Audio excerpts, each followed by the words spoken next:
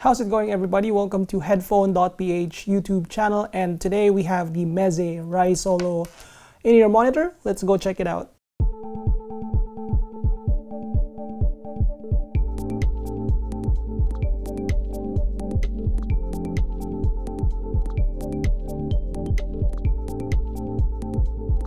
So the Rai Solo is Meze Audio's entry-level audiophile earphone that retails for $199. It was initially released at $249 and have seen a price drop in the last half a year or so. So this earphone is a single dynamic driver earphone, unlike their top-of-the-line Penta, which makes use of 5 drivers. But the highlighting feature of this is the unified pistonic motion technology that they're using for the drivers. What it does essentially is it's a wire-free diaphragm performing in a symmetric pistonic motion without disturbance from wires like most earphones. So it is said that the membrane itself is electrically conductive, so the lack of presence of wires that are attached to the diaphragm results to lesser disturbance from essentially the balance that is created by wires. So in terms of sound, the effect Meze claims is that you'll get a low distortion, better overall balance and control especially in the lower frequencies. So packaging is pretty simple. It comes in this nice box which has the gorgeous hard-sided carry case and a bunch of tips. So it has 3 pairs of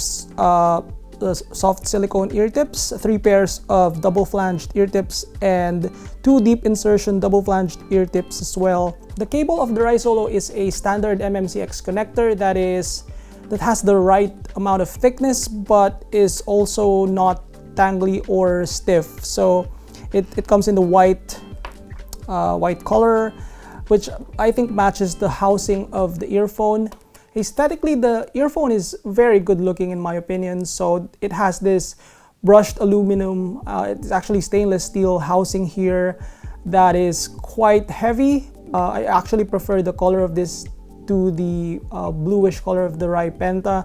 The wires, as mentioned, it has the same color as the housing of the earphone, and I like the overall look of this earphone. All in all, it's a very premium feeling in-ear monitor, and definitely it feels like a $199 earphone in that regard. So usually I don't like strap-on in-ear monitors because it tends to create some irritation when you strap it here.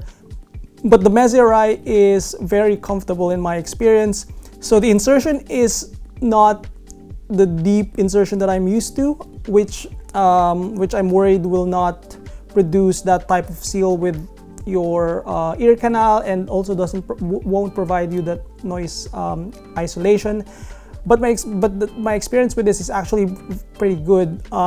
So the comfort is very good. It doesn't go deep inside your ears, but the seal is just perfect. I'm personally using the double flange, which I find to be comfortable. I tried other tips and likewise find them equally as comfortable as well. I just find that the double flange medium size provides me that most ideal seal, as well as just the overall comfort. And passive noise isolation is surprisingly very good. With earphones that don't go deep inside your ear canal, the tendency is that it leaves enough space for the noise to come in, but that doesn't seem to be the case with the Rai Solo. So how does the Rai Solo sound? So the signature is pretty V-shaped or U-shaped. So it has a lot of bass that is on the bloomy side of things. The mid-range is quite recessed, and the upper mid-range it's tilting upwards in the upper mid-range and lower treble. The whole experience is unfortunately not very good because the lower mid-range recession, the scooped out lower mid-range, causes this the voices to really go way below the bass area, and the peaky treble causes some harshness and fatigue to music listening. There's also an excessive amount of energy around 4.5 kilohertz, which really gives that unpleasant sound to cymbals and instruments that line up on those frequencies. So that's something that I have EQ'd to make the sound more tolerable. EQ is something we'll discuss in a bit. But overall, it's quite unusual for Meze to have a signature like this. The Meze Classics 99 that I reviewed is unapologetically bassy and warm sounding, and that's not something that they've tried to hide with the headphone. But the mid-range of that headphone it's just fine in the treble, while being lower in level compared to the other frequencies is not as not as indistinct sounding. So the Rai Solo, to me, has the biggest fault in its frequency tuning. So the result of that is that the headphone or the timbre is a little like metallic sounding, or on the glassy side of things. And to me, like, that doesn't help because the headphone, the earphone is already bright. So the bloomy bass, the recessed mid-range, the bright treble just doesn't contribute to a good listening experience. So I'm kind of bummed because the Rai Solo is an earphone that I have high expectations for, and I like the looks of it. So what I did was try EQing it. So I increased the sub bass, decreased the mid and upper bass, brought up the scooped out lower mid-range, and then decreased the upper mid-range and lower trebles. So I'll show you the EQ in the text review of this earphone. But with the EQ'd sound, the performance of this becomes much better. So overall listening experience became more pleasant with the better tonal balance. The unpleasant scooped out mid-range, lower mid-range is not there anymore, but the biggest difference is in the treble, where I essentially just dropped the 4.5 kilohertz by I think 5 decibels. So that made the treble area more correct sounding, whereas the stock treble or in that area is very it's very like broken glass. It's like a broken glass type of sound. Bringing up the lower mid-range gives the earphone that better tonal richness, and as a whole, like, after EQing it, the listening experience is much more pleasant. However, I'm still not able to correct some of the things. So the bass of this headphone is definitely not tight. It's a little soft and even bouncy, similar to 99 Classics. There is still that like treble glare that I cannot seem to pinpoint in the frequency response. So even after like EQing down some of the frequencies, some of the relevant frequencies, it's still quite there. So the metallic tinge of the timbre of this headphone remains despite those improvements. But overall, I feel like the equalization that I made improved the sound of this earphone and made the listening experience much better. Soundstage is pretty standard for an in-ear monitor of this price. It's not very closed in or very in your head, but at the same time, it's very much an in-ear monitor type of staging. The imaging isn't very good because of the improper frequency response.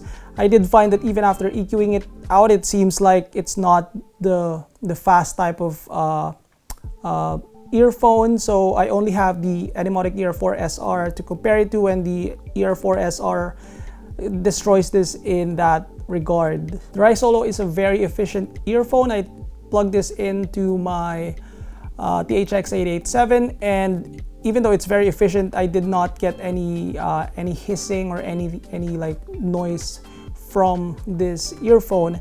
I didn't find the sound to improve really, comparing the sound when using it with my smartphone versus an amplifier. So an amplifier is not needed for the Rai Solo. So all in all, the Rai Solo is hard to recommend in its stock sound. For me, the most important part of any like sound quality of an earphone or headphone is the tonal balance, the frequency response, and I feel like the balance of this is just not correctly done. With EQ, the sound quality of this becomes better, but it's still not slam dunk. So there are some shortcomings of this earphone that is kind of hard to correct.